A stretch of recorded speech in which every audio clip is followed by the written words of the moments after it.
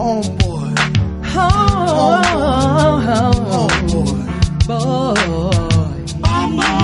Brothers, there's only one blood, cause it ain't no sense in us trampling on the stones. It's us, down to the bone. Blood is thick, waters were known well, cousins were kept apart, mothers were often memories, fathers were not favorites on the farm, for he could do some harm, he could wreck the master scheme, for he, brothers, could dream. Your mama ain't no saint, your daddy died in a shallow stream, but your uncle Dr. King did have a dream, my brother. And what is your real excuse? Why can't you study your lessons and stay in school? Why can't you study your lessons and stay in school? Free love and sex ain't nothing but a game. Don't never last, try hope. Take a chance on love. Register to vote. Money ain't everything, but you could buy her a ring. Listen to little blackbird sing. Buy you a record of a yardbird with wings. Homeboy by Sunchi Ali. Welcome to the Qumran Report. May the peace and blessings of the life-giving creative spirit be upon you and upon your family. My name is Melvin Ishmael Johnson, coming at you live from Morris Media Studio. Our call-in number is 1-323-293-3375. This week on the Qumran Report, we will talk about saving our teens. And I'm delighted to have our in-studio guest, special in-studio guest, Flat. Welcome to the Qumran Report. Hey, Melvin, how you doing? Oh, just fine. Tell us a little about Flat. Well, Flat is an artist in the Skid Row community. I've been working in Skid Row community for over 20 years. Know some very beautiful people down there. Churches, Pastor Tony's church, and also Melvin Ishmael Johnson. Leaders, in that community, in the neighborhoods down there. Flat is basically about inspiration, inspiring the youth, inspiring people to reach for it, and get up, get up for our communities and try to do the right things. So you work with a lot of teens. Not so much at the moment, but yes, I have worked with teens in the Skid Row community and other communities as well. Mm-hmm. Now, one of the most pressing problems that our young people experience is the concept of bullying. And I want to play a little clip, and then we'll come back and discuss it. Hey, this is Melvin Ishmael Johnson with the Qumran Report. I'm down here on the campus of USC at the Peace Center at the anti-bullying fair. And who am I speaking with? I'm Lillian Horan, Haley Millman, and Chanel Picard. Okay, can you tell us what is the name of your organization? Teen Line. Teen Line? Mm-hmm. And can you tell us a little about it? What the mission statement, the purpose of it? Teen Line's a teen-to-teen hotline. So the purpose of our program is so teens who are in trouble and just need to talk about something can call up and have another teen on the line to just talk to and vent. Mm-hmm. Is it a contact information that they called? Yeah. Well, we have our website, teenlineonline.org, and our phone number, 310-855-4673. And how did you get involved? I got involved because I saw a poster on the wall of my school, and I just thought it would be a great program to join. So. Mm-hmm. And what grade and what school? I'm in 12th grade and Bettis High School. Well, I just graduated, but yeah. Okay, wonderful. Hey, now, who else am I speaking to here? I'm Haley Millman. Haley, how did you get involved with it? Same thing. I saw it at my school, and I went online, and I signed up. I thought it'd be a great thing to work with. Okay, same school? No, I go to Champs Charter High School. Okay, and what grade are you in? 12. 12. Okay, wonderful. You going to college? No, I'm going next year to college. Next year? Yeah. Okay, you already know what school you're going to, or you're thinking about what field you're going to be in? Not yet. Okay. Not yet. All right. And then who am I speaking with? I'm Chanel. I also got involved. I got involved as a freshman in high school at Milken, and I saw it online and knew I wanted to join, so I did so. And what grade are you in? I'm going to be a junior this year. Okay. How did you guys get involved with the anti-bullying fair? We got involved through Teen Line. The organization usually sends us out to places that have to do with bullying around the Los Angeles area, and as many teen volunteers as possible come out to show our support. Mm-hmm. What's the history of Teen Line? Who founded it? Yeah, you found it? No, I didn't, but it was founded by Dr. Elaine Leader and her co-founder, who unfortunately passed away. It was founded about 31 years ago, in 1980, so no, more than that, sorry math. But, and it's been going strong, and we get approximately 10,000 or more calls every year, so it's a really influential part of our community. So you get calls from all over the nation, or just mainly it's a community based? Oh yeah, all over the nation, and we actually also have emails and texting, and specifically with our emails we actually get emails from all around the world. So the UK, Australia, all these places. We get our calls nationally, so we'll regularly talk to people all across the nation. Now, how do it work? When they call in, do you refer them to a counselor, or you're trained as a counselor, the one that's on the line? Well, every teen receives 65 hours of training, so that's approximately 13 weeks or so. And so us teens were trained to be on the line and to listen to all these problems. And depending on the issue, we might give an outside referral, so like therapy or another hotline that is more specific. But other than that, we are trained to deal with all of these things. So yeah. Okay. Once again, give us the contact information for a teen out there that might be in trouble. Want to call the line? Or what's the information? Our website's teenlineonline.org, and our number is 310-855-4673. Okay, and give your name again. Lillian Horan. Haley Millman. And Chanel Pekar. Okay, thank you very much. Melvin Ishmael Johnson with the Qumran Report, and I'm down here on the campus of USC, right at the Peace Center, where they're having an anti-bullying fair, and I'm going to talk to a couple young men here that's going to tell me about it. I'm speaking with who? Gerard and Zane. Gerard and Zane. Okay, can you tell me a little about what is the anti-bullying fair? Well, it's a fair to, get bullying out of this world, to try to cleanse this world of being so harsh and mean to others for no apparent reason, just because they're different. Why do you think people bullying in school? Where they bully, where one student would bully another one? Mostly for attention. Attention? Yes. You think, do it have anything to do with size, where one guy might be bigger than the other one? Pretty much being different from somebody. If the one person has, say, hair, and then the other one doesn't, he's just going to make fun of them. If one person is taller and one person is shorter, he's just going to make fun of them. Is that a example of bullying too, just verbal abuse and all that kind of stuff? What are some of the effects you think happen to young students? There is suicide, drugs, becoming mean. How are you? Sorry.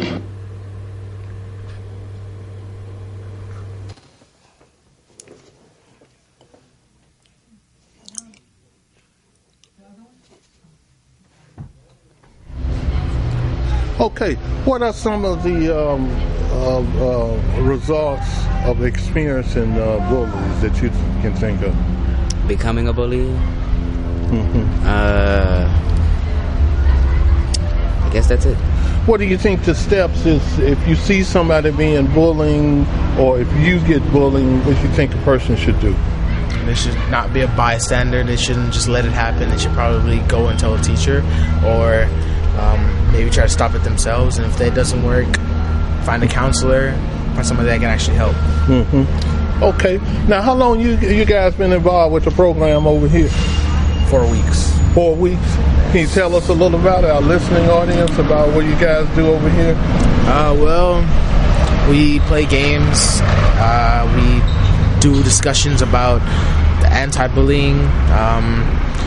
We talk about why we shouldn't bully others and why we shouldn't be a bystander to someone else being bullied. And we also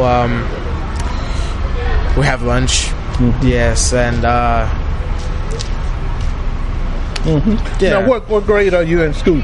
I'm in 10th, going to the 11th. Okay. You planning on going to college when you get out? Yes. What are you planning on taking up? Oh, I just don't know. I do want to get into college though. Yeah. Soon. Yeah. How about you? What grade are you in? I'm going into 9th. Into the 9th? And what are your favorite subjects? I like, PE. Yeah. And science. Okay. You planning on going to college also? You talking about what you want to do to become? Well, I don't know yet, but I know it's going to be something. Okay. One last question. What do you think? What the best way to stop bullying in school and in the community? What do you think? Well, try to ignore the person that you have troubles with. Or maybe you can sit down with a teacher and that same person and talk to them and try to get them to stop being mean to you or stop letting them bully you. Or maybe you can tell your parents, maybe they can move schools. But if you get bullied at the next school, it just won't work maybe. But you need to talk to that person and tell them to stop. Okay. Yeah, here we is at the anti-bullying fair over here at the Peace Center on the campus of USC. And once again, I'm speaking with Jerron. Jerron who? Wright. Jerron Wright and Zane Treheke. Okay, thank you very much. All right. Flat. Comments when you think about that and your thoughts on bullying, experience, anything like that.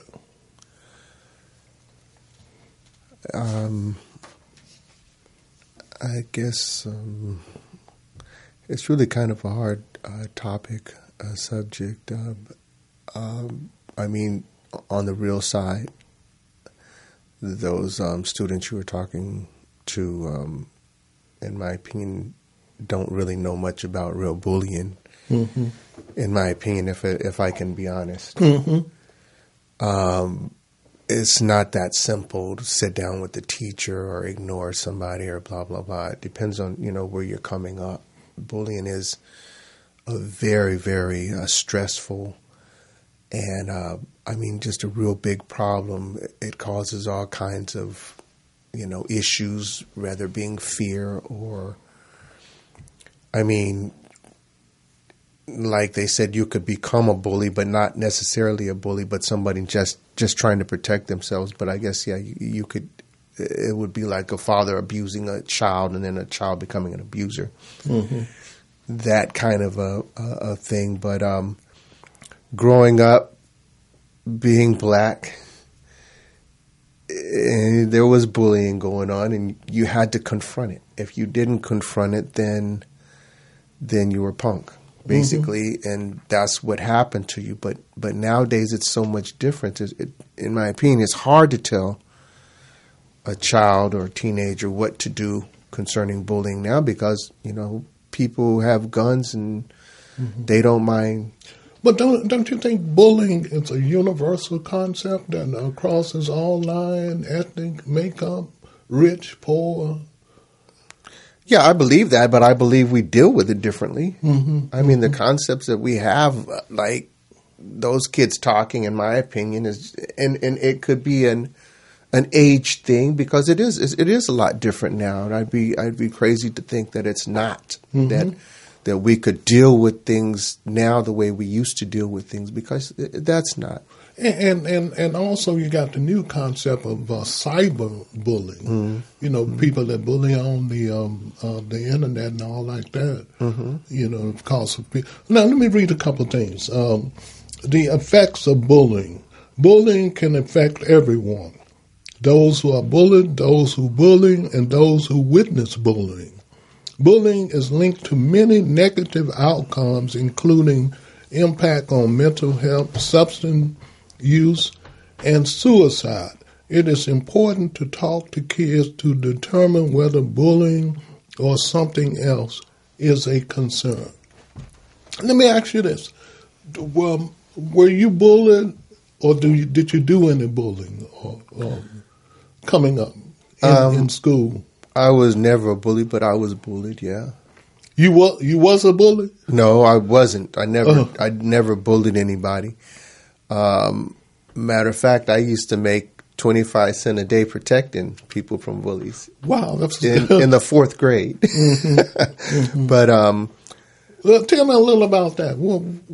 I went to a predominantly black school, and white kids would come in, and people would be whooping their butts every day, basically. And not to say that I was a tough dude or anything, but I used to get money from them to protect them from these people, mm-hmm. and that ran out when my mom found out I had money, and she was trying to figure out, where'd you get this money, so mm-hmm. that stopped that. But basically never a bully, but bullied. And may I ask you, were you bullied as a child in school?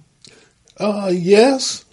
And I think about it a lot since, the whole subject came up. Not only was I bullied, but I also became a bully. Wow. And I used to wonder why. The only thing that broke me from that is I remember this time because I had been bullied in the early grades because they don't like people who are smart, getting all the A's and stuff like that. It's a little bit different now.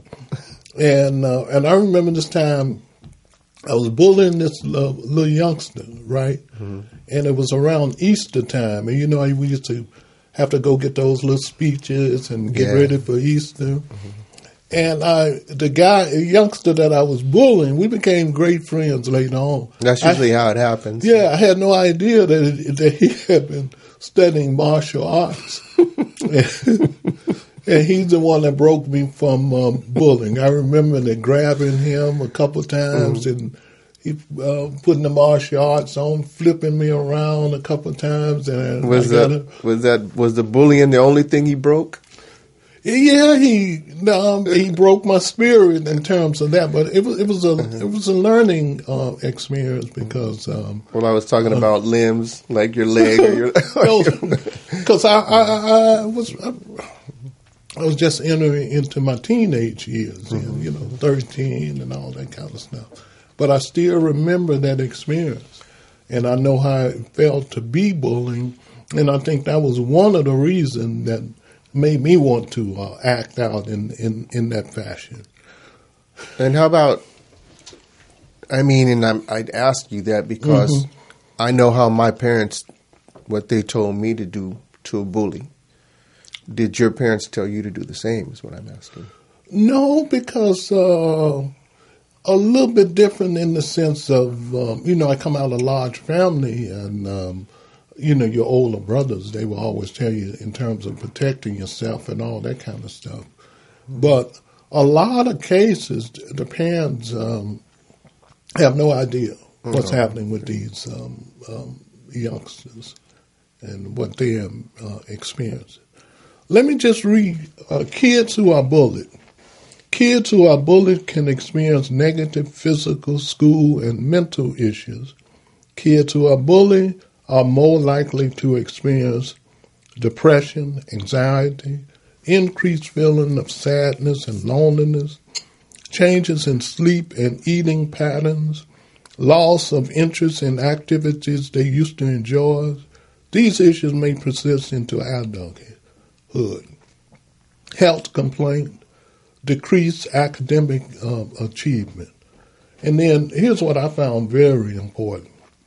A very small number of bullied children might retaliate through extremely violent measures. In 12 of the 15 school shooting cases in the 90s, the shooters, 12 of the 15 of the shooters had a history of being bullied. we the common the thing that happened in Colorado and all of that. Yep. And then also kids who bully others. We talked about that a little earlier. Kids who bully others can also engage in violent and other risky behaviors into adulthood. Kids who bully are more likely to abuse alcohol and other drugs in adolescence and as an adult. What do you think about that? Is there a connection? I believe so, but it's like you said, or like I said, times are different now, and guns are an easy access to. And it might not necessarily be that guns are easier to grab a hold of, but guidance is not. I mean, I don't know about you, but when my dad had a house full of guns, and we knew not to mess with those guns under any circumstance, not to mess with those guns. And I just think that guidance in those areas are not what it used to be. And so, therefore, I think, the things like that. And I mean, that's just, putting it like that, I'm not trying to brush it off lightly, but it's just one small part of the problem, I think, is guidance. And now, how about they have right here kids who bully others engage in early sexual activities. What's the connection there? Hey, you have to tell me because I can't make that connection. You got that one? You think they be acting out as an adult? Is it a control mechanism in terms of? Bullying is a control thing, but when you put the sexual part in there, some people just like controlling. It might not have anything to do with sex. So that one, we have to look at the stats. And they also say kids who bully others tend to be abusive towards their romantic partners, spouses, or children, domestic violence. Yeah, I think that's probably more true than not. Yeah. What do you think of some of the solutions in terms of dealing with this whole concept of bullying? And now we have this new one, cyberbullying, that I mentioned earlier. Melvin, come on. How important is the parent in terms of playing a part in dealing with this situation? I think it's very key that our parents or our parent bring up a child in the right way. If that parent was handling that business, then, and I can't even say that because you can bring up a child one way, and when he's at school, he can act another way, or influenced by TV or friends or those things. But I think the parent plays a very big part, and we're looking to our own selves now so much, trying to get our hustle on or pay the bills or whatever like that. A lot of parents nowadays are just trying to put food on the table. Yeah, just trying to survive. So busy. Well, that's why I like this teen line so much, because it's a way for teens to connect with other teens in terms of teens helping other teens. So if you have a teen out there, reach out to Teen Line. Their website is teenlineonline.org. Phone number 310-855-4673. And he's a man by other teenagers, etc.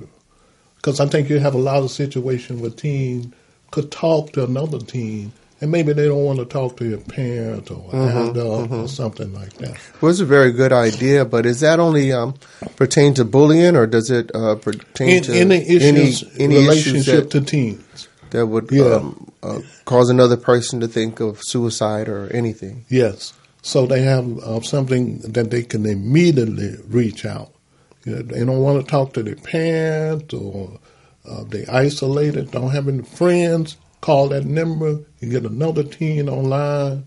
Talk to them about what are issues that they're dealing with. Mm-hmm. So, any comments before we close out this section?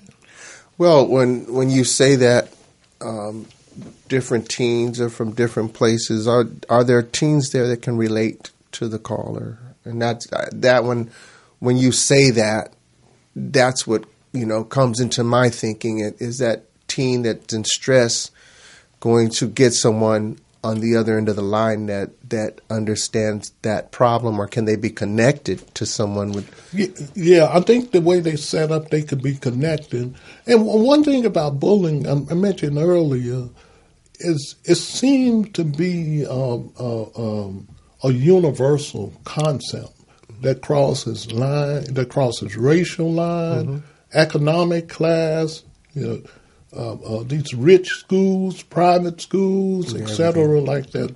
They dealing with this concept. And now, as I mentioned earlier, you have this whole concept of cyber bullying, which is more massive because the internet can reach more people. It can do more harm than on an individual local basis or something like that. Now, at this time, I would like to switch to keeping our young people out of gangs by developing strong after-school programs. One of the best after-school programs in the city of Los Angeles is OLA, Heart of Los Angeles. And I would like to play a clip from the executive director, Tony Brown. How do you craft after-school programs that deal with gang intervention? We talked about a little of it a little earlier. Well, first of all, Heart of Los Angeles tries, I think, step one is to do the prevention side, right? I mean, we want to prevent kids from joining them in the first place. So we start with kids really young, but we do meet kids along the way. We're middle school and high school, and there are times in which we have to try to intervene. The answer to the question, I think, really is create alternatives that are relevant. Create alternatives that will help those kids to feel connected to what's happening in their neighborhood, at their school, in their life. I think a lot of kids, well, at least in our neighborhood, the gangs tend to prey on those kids who are having problems with the language. If they have a kid who doesn't speak much when they're spoken to, very shy about language, they become a target. If they see kids who, are trying to push away from their parents, walk a few steps ahead, walk a few steps behind, don't necessarily want to be associated. If they see kids who are starting to try to emulate this pop American culture, all of those things, and kids don't realize this, but all of those things become identifiers. Pick me, for the gangs. They say, because they'll come in and their psychology might be something like, so, I see that your parents you always have to walk these 5 blocks alone. Well, let me guess, your parents aren't around, they must work all the time. Let me guess, they basically tell you to come straight home, turn on the television, and don't go outside. Man, my dad was the same way. Oh, you have a dad? Yeah, actually, I don't have a dad either. And they start to do all those things. They try to pull away any connection the child has to staying away from gangs. And they try to drive those wedges in between what connects kids to this culture here. I bet you're doing really bad in school. Yeah, I get it. They don't get you. They don't get us. Wow. And they do that. And so after-school programs should be the ones to come in and say, hey, listen, we value who you are. We have all the patience in the world. We believe that if we give you a chance, you can realize whatever dream you have. It's not a silly dream. And we support the kids in that way. And we let the kids be the kids. And we let them feel important for who they are and who they'd like to be. And even if they don't know who they'd like to be, we still give them that confidence, try to empower them to feel good about who they are right now. And then it's okay not to necessarily know quite yet. And then we start to expose them with the arts, music, athletics, dance, painting, graphic arts, filmmaking, anything and everything, robotics, anything and everything, to give them alternatives so that they have to then, when they're faced with the alternative of getting involved in some sort of criminal activity, they can say, you know what, I don't need to do that over there, because if I did all of that over there, I'd be giving up all of this over here. Okay, any comments on that? What he's talking about? I just think it's necessary, so necessary for children to have activities to keep their minds occupied.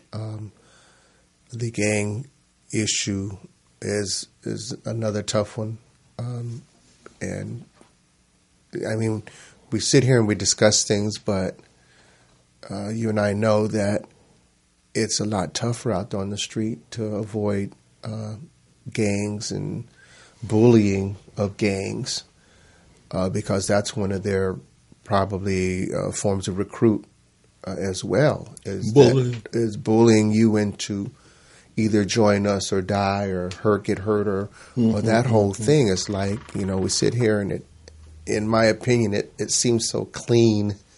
We're talking about this thing so cleanly, and it's really a hard, rough thing out there. And yeah, if you can get to kids and give them something to do, it's the most beautiful thing ever.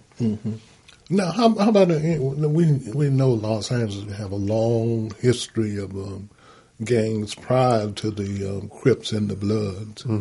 You had the businessman clubs and the Slossons, probably the two largest gangs that eventually developed. Their children became the Crips and the Bloods and et cetera like that. How about Riverside? What was it like that? Did you come up around gangs? No. Actually, coming up was a Black Panther Party. And a lot of people talk positively about the Black Panthers, but my experience with them is they wanted me to rob and steal to support the cause. Wait. Rob and steal to support the cause. That's how they approach me as a young man. As far as supporting the Black Panthers and this thing, and that's just the honest to God truth. That's in L.A. Riverside. That's how I was approached. I was trained to kill by a panther, and something I was able to get out of. But in Riverside area, right out of high school, one of the largest headquarters of the Black Panthers was right down the street from where I worked. And, I mean, that's what they wanted. They wanted young brothers that were strong to get out there and rip off houses and do those things to pawn the money, get the money for the, and that would be my experience, the closest thing to a gang. Now, they didn't pressure me in any kind of way or force me to do those things. And because my idea and my study of the Panthers shows something a little different. Because here's what I think happened. Because to me, one of the most important aspects of the Black Panthers was the breakfast program, the food programs and stuff that eventually the government took over and made it theirs, and et cetera like that.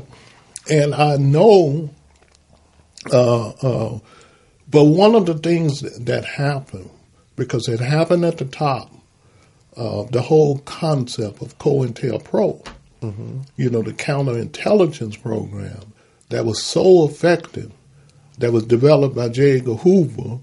He started that when he was studying the Marcus Garvey movement, which was basically the concept of infiltration and disinformation. Right.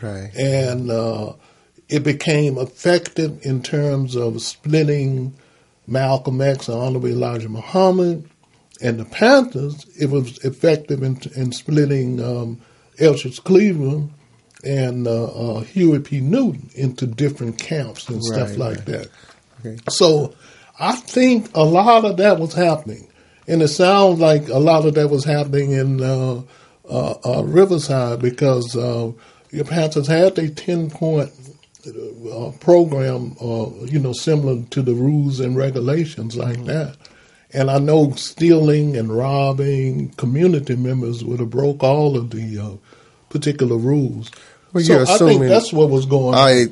I think that you're assuming that because there's an organization that everybody in that organization is honest and doing things the right way, and I think that's a false assumption. But I'm just being honest. Yeah. And as far as in high school, there was a gang called the Scorpions, which was a Mexican gang, and I was in high school, predominantly white area and Hispanic, but those were back then not like anything that's going on now. Now is crazy, violent. Those gangs were basically formed, as a lot of gangs in the early days were too, as a form of protection. And so, those were my only. I was never in a gang, never had a desire to be in a gang or have someone ruling over me like that.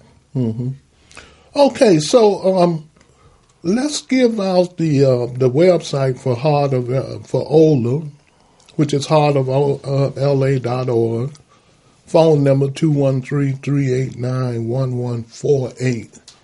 And I think Ola is the best after-school program that I've seen in Los Angeles because of the impact. And they located right over there in MacArthur Park, right in my neighborhood. And they got all kind of arts, sports program, and they're able to take these little young men and catch them at an early age. Young men and young ladies. Right. And I've been over there. I was invited over there by Earlene. Yeah. A couple of times. Remember that. You did a couple great pieces over there. And it was very beautiful. And I mean, it always is when children, and it doesn't make any difference what color they are or where they're from. They're children. They have hope and smiles in their hearts. And I think as adults that we need to start cultivating and getting these, in this society, teaching them the right things. Tell us a little about Flat. What do you hope to achieve? Talk about it, because it seems like it's a transition period where you move from another artist that I used to know that come out with this great play, Kiera and Wendell, and all this great music. But now you talk a little about that transition, about where you're trying to head and where you're trying to achieve. I think basically Flat is just the beginning of a movement that is trying to, through music and different inspirations, to change things. It's like, how do we change things? Things are so are messed up. Things are messed up, and there's not any sign of them getting better, in my opinion. Chicago is one of the things that have inspired me to try to figure out something to say that hasn't been said before that might change a person's choice to kill, or might change a president's thinking and trying to figure out support to help organizations to get on top of this problem. But it's such a big problem. I hear that they're pulling after school programs and programs out of Chicago instead of increasing them. But I don't know anything about that. So Flat is someone who are part of something that wants to say something or do something that's going to make either or stand up and pay enough attention to try to change? Well, Chicago is an interesting case. I think Chicago is unique in the sense that so many political movements and anti-political movements that was planned right there in Chicago. Now, you mentioned the Black Panthers. I think one of the lessons to be learned is what happened to the young brother Fred Hampton. Because, see, Fred Hampton was a gangbanger. He come in touch with the Panthers, and he really understood that he was the connecting point in terms of organizing all of these gangs and stuff, because he understood that mindset. And this brother, you know, people would predicted that this brother was going to be another Malcolm X or Dr. King. Or he had that kind of influence in Chicago to the extent that J. Edgar Hoover targeted him, killed him in his bed. So that movement was gone from that. And we know that Chicago was also the center point. Even though the Nation of Islam started in Detroit, the center point was in Chicago, Temple No. 2, you know, Honorable Elijah Muhammad, and now Minister Farrakhan, et cetera, Ward D. Muhammad, and all of them was right there in Chicago. I think it's no accident that you, and one more other thing I want to mention, you can go back with the Blackstone Rangers, right? The gang. Yeah, the gang. Blackstone Rangers, one of your early gangs that came in touch with Islam and became the El Rukns. So you had a lot of conscious movements that was happening in Chicago, and people forget that I don't want to say the first black president, but the black recognized president, because we know he was actually the sixth president, but the black recognized president came out of Chicago. He was Spear. He came from California.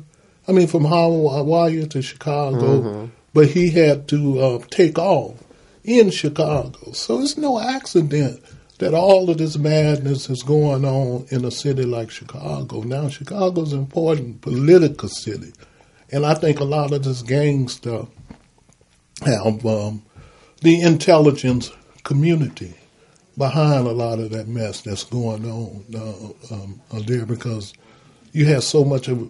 You can look at cities like Detroit. When you look at conscious cities, and then you look up, and they, like what they did to Detroit, they tore Detroit all the way down to the ground. Same thing with Chicago. Same thing with Oakland. You look at what's happening up there in Oakland, and then you think about the history of these particular cities. See, it's no accident. Okay.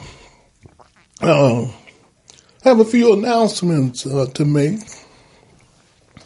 and then we'll come back for some closing comments.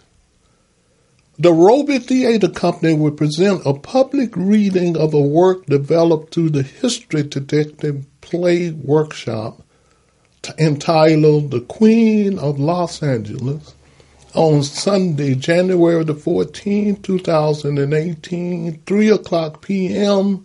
at the Los Angeles Theater Center in Theater Number 4, 514 South Spring Street, Los Angeles, California, 90013. Also like to mention I want to talk about the Veterans Crisis, Military Veterans Crisis Hotline, Crisis Line, 1-800-273-8255 and press 1.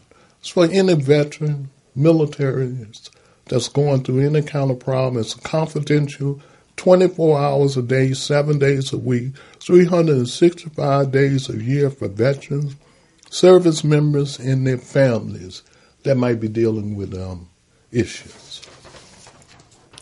So, Willis, let's flat.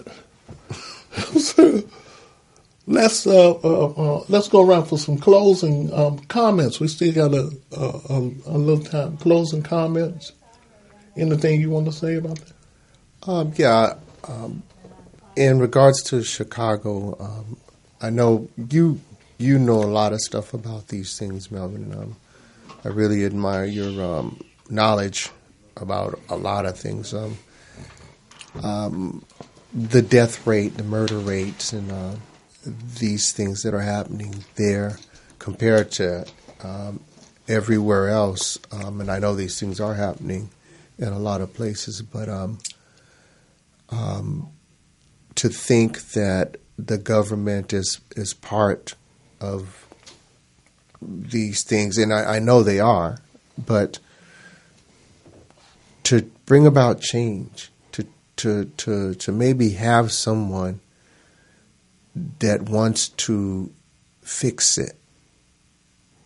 And then another thing is, are we so stupid that we're allowing the same trick that's being played on us since the beginning of slavery? Are we that stupid that we can't climb up out of it? Why can't we see this game and the oppression and the things and we just get up out of it on our own? Well, I think personally, I think from a historical point of view, I think the main reason is, and I think the brother Dr. Carter G. Woodson, he really focused in on what was the problem in his book called The Miseducation of the Negro. He wrote that book in the 1920s, and I think a lot of people misinterpret the meaning of that book, because I think what Carter G. Woodson was saying, because it was the same time that W.E.B. Du Bois was pushing this whole concept of the talented 10, where 10% of the educated descendants of the slaves of America would reach back for the other 90%. But Carter G. Woodson came along and pointed out that this was a flaw, that 10% getting educated in a Western-type education will have more in common with the ruling class than that other 90%. And I think that's the problem we're dealing with now. I think over a period of time, the middle class, in between the masses and the ruling class, instead of leaders, they are pretending. They all of the rewards and all of the funds and resources that's supposed to go to the 90% actually go to that 10%.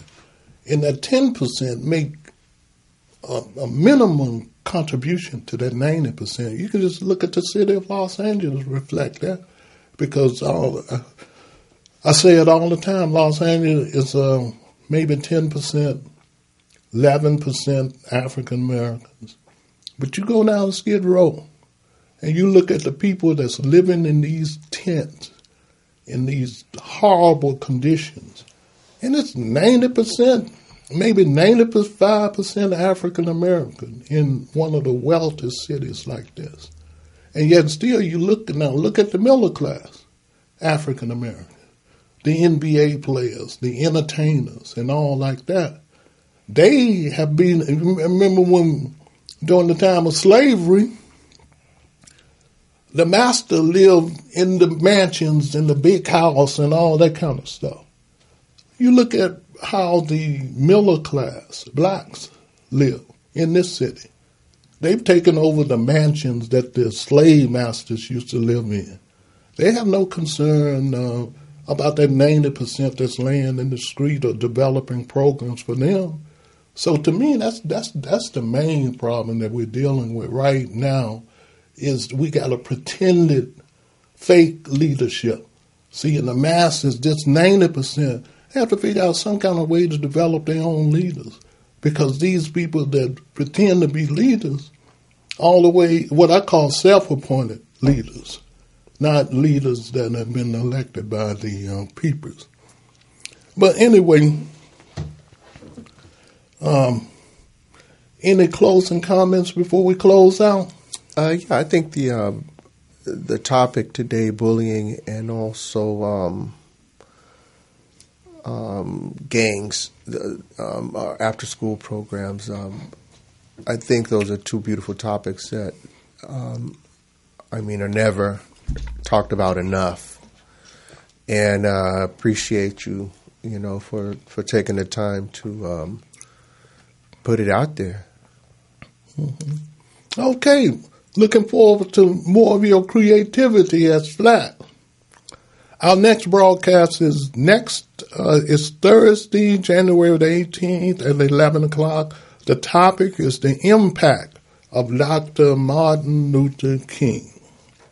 Special thanks to Flat. Please listen to past shows of the Qumran Report by Googling in Qumran Report.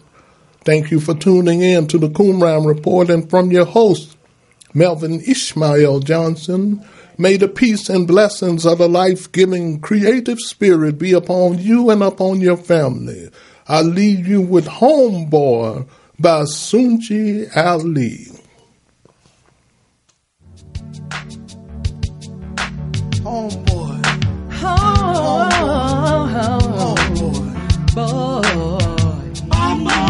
Brothers, there's only one blood, cause it ain't no sense in us trampling on the stones. It's us, down to the bone. Blood is thick, waters were known well, cousins were kept apart, mothers were often memories. Fathers were not favorites on the farm, for he could do some harm, he could wreck the master scheme, for he, brothers, could dream. Your mama ain't no saint, your daddy died in a shallow stream, but your uncle Dr. King did have a dream, my brother. And what is your real excuse? Why can't you study your lesson?